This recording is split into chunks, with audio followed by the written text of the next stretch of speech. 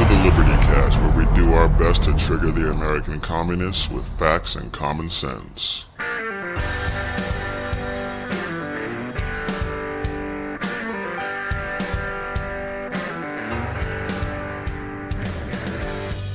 Hey, what's up, y'all? Welcome to the Liberty Cast. I'm your host, Big E.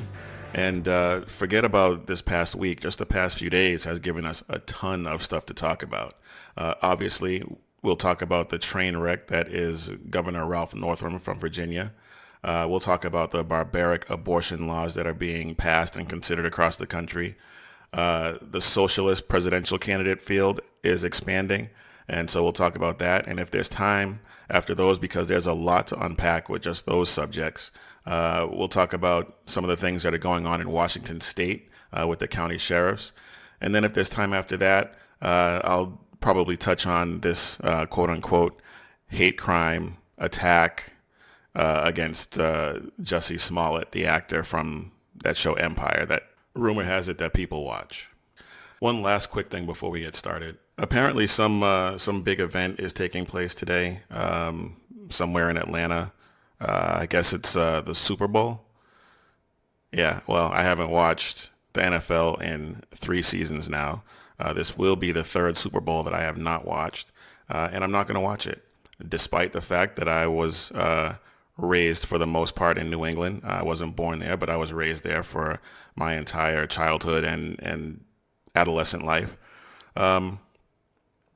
So I'm rooting peripherally for Tom Brady and the Patriots, because even though I'm not watching the NFL, I am a sports fan, and I do get tired of hearing people and seeing people on social media bash the Patriots, knowing full well that they would love to have Bill Belichick and Tom Brady coaching and playing quarterback for their team.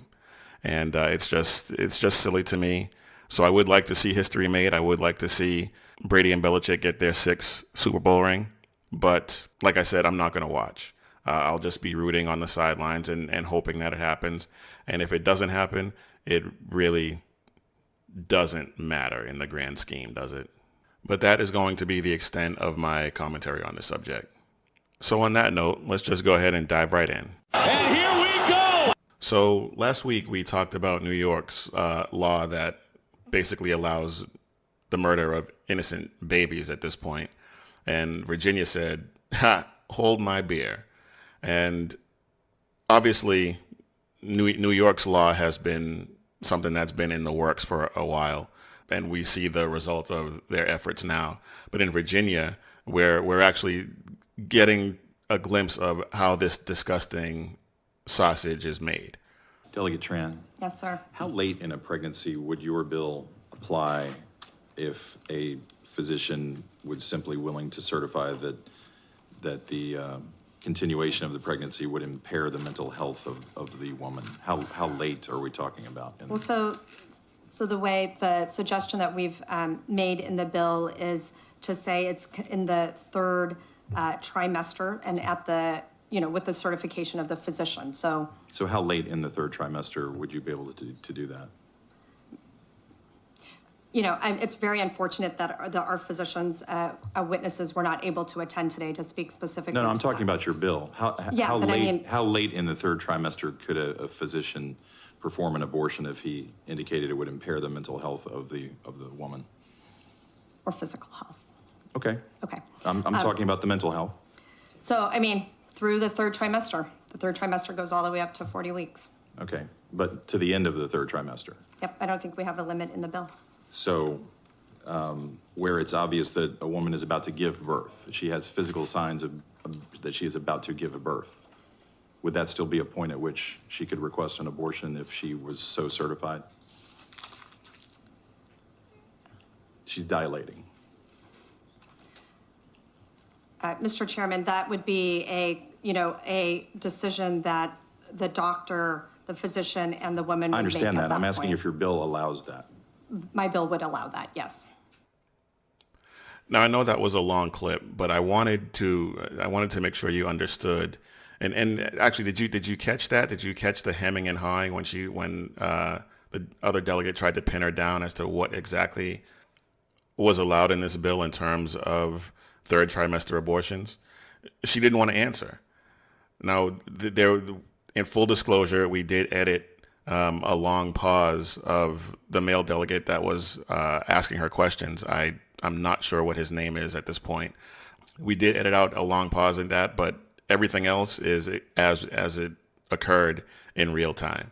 And we'll put a link up on the libertycast.net to the video so that you can watch it for yourself, and you can see that the edit that we did make had no editorial impact whatsoever. It was just taking out some dead air. But you can be the judge of that for yourself. But clearly, because of it, the hemming and hawing, she knew. She knew what she was about to say was not going to go over well. But just so that we're clear, this bill allows for a baby to be murdered as the mother is dilating if she decides at that point that she no longer wants the baby. What kind of madness is that? And speaking of madness, the governor of Virginia, Ralph Northam, and I'm still not sure how that happened exactly, but we'll talk some more about him later on. But in this instance, he said in a radio interview that a discussion would ensue. You know what? I think I have that sound. Listen to this. When we talk about third trimester abortions, these are done with the consent of obviously the mother, with the consent of the physicians, more than one physician, by the way. And it's done in cases where there may be severe deformities, there may be a fetus that's non-viable. So in this particular example, if a mother is in labor, I can tell you exactly what would happen. The infant would be delivered. The infant would be kept comfortable. The infant would be resuscitated if that's what the mother and the family desired. And then a discussion would ensue between the physicians and the mother. So the infant would be kept comfortable. A discussion would ensue. What exactly is there to discuss? The baby is alive. I mean, it's just ridiculous. And I have more to say about this guy later on. But let's just get something straight right now. Abortion, in just about every circumstance, is murder. In the cases of rape and incest, or instances where there is a legitimate issue with the mother's life hanging in the balance, those are the only circumstances where I would be okay with it. Now, the good thing is this bill was tabled in a subcommittee vote, which means it hasn't failed, but just that they haven't scheduled a time to resume debate on the bill. It may not be brought up again in this legislative session, but that just means that it could be brought up again in another legislative session, just like what happened in New York. But it's not just in New York and Virginia. There are similar bills in Vermont and Rhode Island.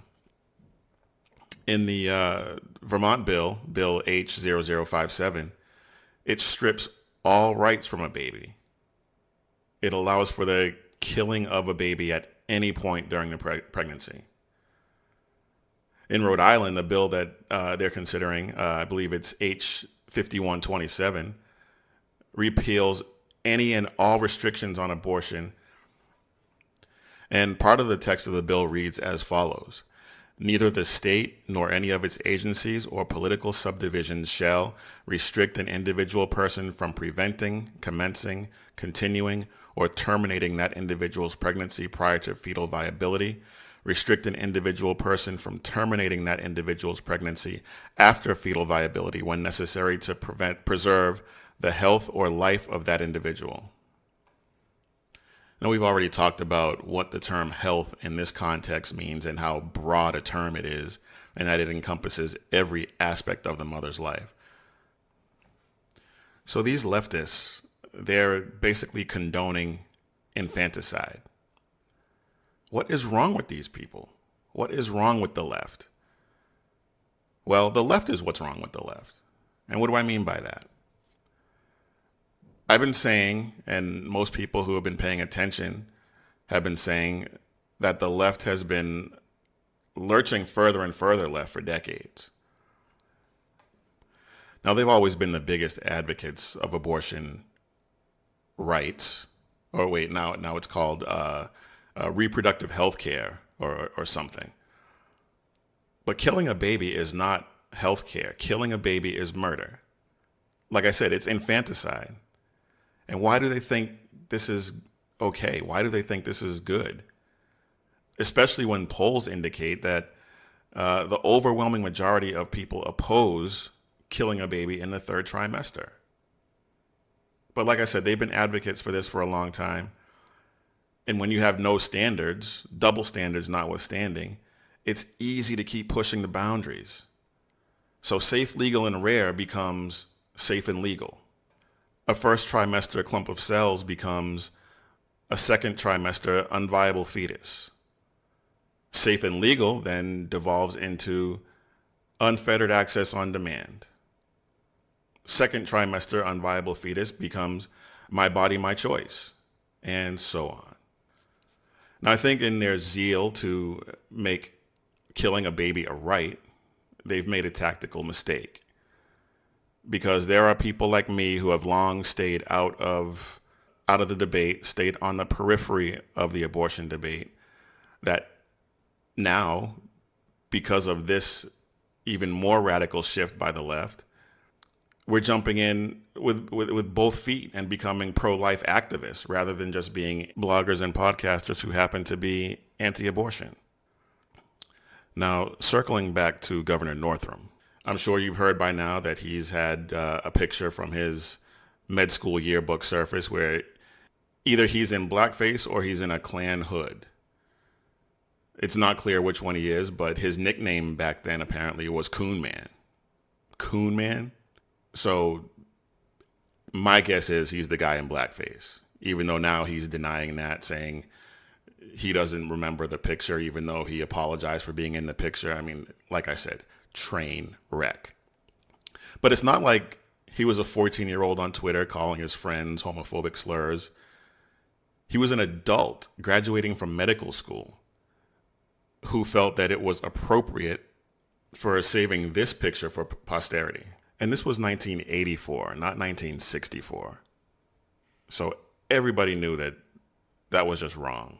But not only did he think it was appropriate, but what does it say about Eastern Virginia Medical School that felt like it was appropriate to publish this picture in their yearbook? Now, like I said in a post on social media, Ralph Northam is a racist cretin. But having said that, I'm probably about to make some people mad, not the least of which the gentleman whose hand Ralph Northam refused to shake when they were running for the lieutenant governor office, Bishop E.W. Jackson. That happens to be my dad. And he and I disagree on this because I'm not calling for him to resign. I want him to twist in the wind and spend all of his time trying to defend himself against these charges of racism and infanticide.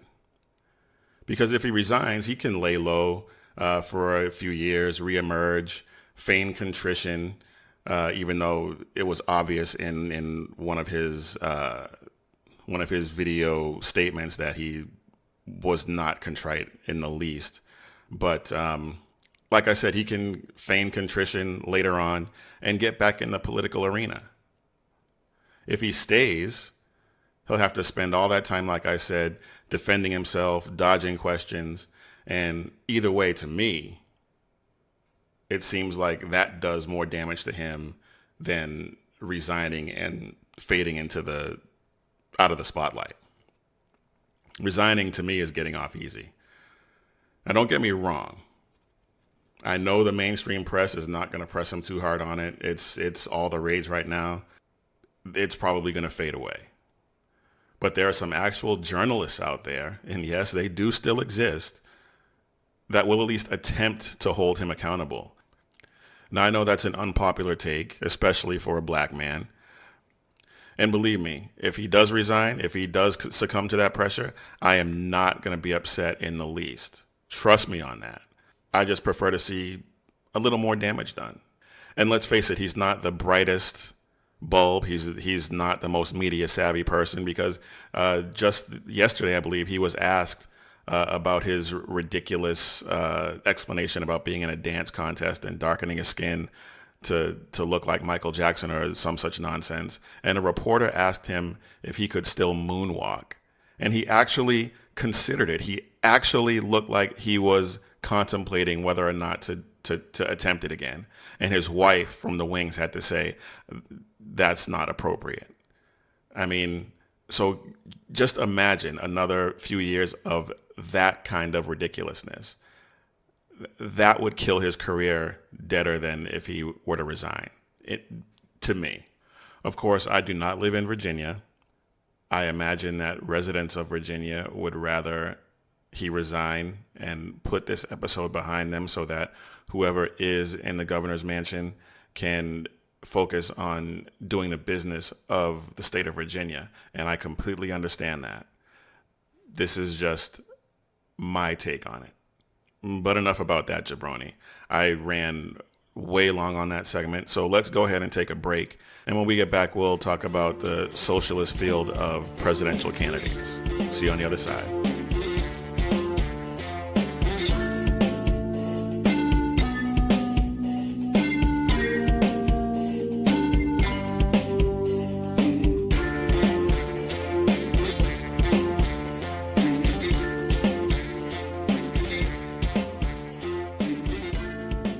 The socialist field of presidential candidates is starting to take shape now, with Representative Tulsi Gabbard being the most recent socialist to announce her candidacy. Now, the best thing I can say about her is that she did serve in the military and she's not ugly. That's about it. The other candidates, Cory Booker, Kamala Harris, Elizabeth Warren, Julian Castro, Kirsten Gillibrand, Mayor from Indiana, Pete Buttigieg, I think I pronounced his name right, and former Maryland Representative John Delaney. These people are all radical leftists. Granted, some slightly more radical than others, but all radical nonetheless. Between now and the election, I will probably be doing profiles on some, if not all, of these candidates on the left, and diving into their records, positions, viability as candidates, all that stuff. But as of right now, the only one I can see emerging and possibly winning the nomination is Kamala Harris. And that's a sad commentary on the field of socialist candidates, because even though I think she's the most viable of the candidates right now on the left, I think her chances against President Trump are pretty slim. I mean, she's advocating for eliminating private insurance. She supports Alexandria Ocasio-Cortez's Green New Deal. She's in favor of imposing punitive taxes on the rich. Her plan is couched in a plan to give tax credits to the middle class, which is estimated, I think, to cost around $3.5 trillion over 10 years. But her plan to repeal the 2017 tax cuts is not enough to pay for this. So the next step, of course, is to do what all the rest of her lefty cohorts want to do, and that's raise taxes on the rich. Another one who a lot of talking heads are saying is a viable candidate, I don't believe this, but Senator Spartacus Cory Booker has announced, and he has no shot. Like I said, a lot of the talking heads seem to think that he's a leading contender in this field, but he has no legislative achievements in the Senate. His questions in hearings has been juvenile and derivative, in my opinion. As far as I'm concerned, Senator Spartacus is a vapid, empty suit with nothing to offer in the Senate, much less the White House. And of course, you have liar-wather Liz Warren, also has no shot. I don't think any of them really right now have a shot. But that's 2 years away. What we need to do everything we possibly can to make sure that none of them win in 2020. And anything can happen from now until then. The media is obsessed with damaging Trump, and the left has the media in their pocket. I mean, let's be honest. So the left's chances against him are marginally better than they would be against any other Republican. Put it this way, if there were a Republican in office right now whose name was not Donald J. Trump, but had the same record that Donald Trump has right now, barring some evidence of a crime or an epically bad decision that led to economic collapse or something along those lines, the election would be a foregone conclusion. It would just be a formality because no socialist would have a snowball's chance to beat him. His economic success is too great. His commitment to the safety and security of the country is too great. His commitment to keeping the promises he made to the American people is too great. The problem, though, is that the left is maniacal in their opposition to President Trump. And we need to be equally maniacal in our commitment to defeating the radical leftists that are emerging. And not even so much emerging because they've always been here. They're just now more and more bold in letting their freak flags fly. All right, let's switch gears here for a second and talk about something that really makes me happy right now. A few weeks back, I talked to you about Washington State's anti-constitutional initiative called I-1639, which, among other things, raised the minimum age to purchase a rifle to 21, imposed waiting periods, and set unrealistic and unfair storage requirements for people who own firearms. Now, in a happy turn of events in Washington, Grays Harbor County Sheriff Rick Scott wrote a letter to the chairman of the county commission, a man by the name of Randy Ross, where he said, in part, the following. As your sheriff, I have sworn to uphold the United States Constitution and the Washington State Constitution. Therefore, until the legality of Initiative 1639 is resolved, I have instructed my deputies to take no enforcement action as it pertains to I-1639. Deputies will document such matters. However, they will take no enforcement action, nor will be proactively initiating investigations relative to I-1639. Awesome. Well done, sir. And he's not the only one. The City of Republic, Washington Police Chief Lauren Culp, he was one of the first that I heard of that was going to refuse to enforce this law. Scott, as we mentioned, Franklin County Sheriff Jim Raymond, Waukegan County Sheriff Mark Howey, Klickitat County Sheriff Bob Songer, Yakima County Sheriff Robert Udell, and there are a few others. These men are taking their oaths to uphold the constitutions of the United States and the state of Washington seriously, and they should be applauded. Because sheriffs generally are elected officials and therefore accountable to their voters. Now, in most of the counties in Washington state, the voters were against this bill. When they voted on it, 27 of the 39 counties in the state of Washington were against it. You know why it passed? It passed because the other 12 counties that voted for it were more densely populated. Sound familiar?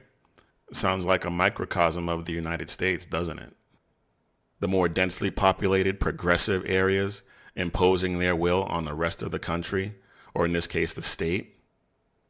If the Electoral College didn't exist, we would have been in the same situation and we'd be dealing with President Clinton, the Redux, right now. I admit that's a bit of an oversimplification of the Electoral College discussion, and that's something that we can do at another time. But for purposes of this discussion, I'll just leave that there. Unfortunately, though, for the state of Washington, no mechanism like the Electoral College exists at the state level. But fortunately, they have these men, these sheriffs and these police chiefs in the state of Washington that are standing up and saying, no, no, no, no. Our Second Amendment protects our right to keep and bear arms, and we are not going to do anything to infringe upon that. And those men are to be applauded. Now, I'm sure that this stance that they've taken has put their political careers in jeopardy. I'm sure that people in those other 12 counties are going to try and and make some political maneuver to either get them out of office or somehow force them. I'm not sure how that could happen, but I'm sure that there are efforts afoot in the state of Washington to either force these men to comply or force them out so that they can get people in there, or attempt to, because, I mean, the residents of those counties voted these men into office. If they force them out, they will more than likely just vote somebody else in with the same set of values. But it's going to be a fight. It's going to be a fight in the state of Washington, just like it's a fight across this country. They are hell bent on infringing upon our Second Amendment rights, and it's all about control. You can't control a populace that's armed. But if you take those arms away, then what are they going to do? This is definitely something that I will be keeping my eye on and keeping you abreast of as the situation develops. All right, we're going to go ahead and take a quick break. And when we get back, we'll get you out of here talking about the attack on actor Jussie Smollett.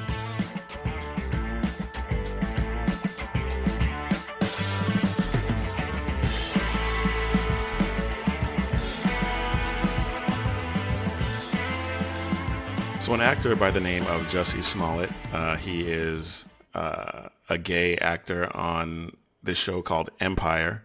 I admit I did watch Empire the first season, and there were a couple of scenes that just turned me completely off. In fact, one of the scenes where the lead actor, and I can't remember his name off the top of my head, but he was supposedly talking to, at the time, President Barack Obama, and basically begging him for an appearance or some such. And I completely lost all interest in the show after that.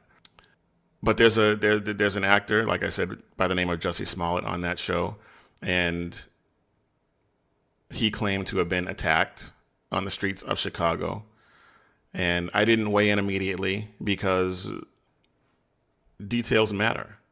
And all we had in the beginning was that he had been attacked outside a Subway in Chicago. The initial reports all said that he had been attacked and they were yelling gay slurs and calling him the N-word and some other stuff, but there were no details. Then we learned that he had just flown in from New York, and it was at 2 a.m. But one of the biggest things that made me stop and think was the reporting that the attackers recognized him. These supposed white supremacists just happened to be carrying rope and bleach at 2 a.m. in sub-zero temperatures on a Tuesday morning and recognized a black actor from a show with an all-black cast. Come on. And then they put a noose around his neck and poured bleach on him and beat him up. All of this during one of the coldest nights of the winter so far. The story just didn't add up to me, and it still doesn't. But as I said on social media in a response, if it actually happened this way, if it actually happened the way it's been reported, then that is disgusting, and the perpetrators need to be dealt with and prosecuted to the fullest extent of the law. Period. Full stop. But the Chicago Police Department has not been able to find any video footage of the attack in one of an attack that supposedly took place in one of the most heavily surveilled areas of Chicago. And now this guy is refusing to turn over his cell phone or his cell phone records. I just find the whole episode a bit curious. And there's a chance we may never find the truth, unless footage emerges that he wasn't aware of and it turns out that he faked the whole thing. We'll see. All right, folks, that is all the time we have. But if you like what you hear, please subscribe to the podcast. You can find us on iTunes, Spreaker, Spotify, SoundCloud, most other podcast platforms. Also, feel free to hit me up on social media. I'm on Facebook, Instagram, and Twitter at The Liberty Cast on all 3 of those platforms. I look forward to hearing from you. But until next time, Keep your head on a swivel and stay safe, everybody.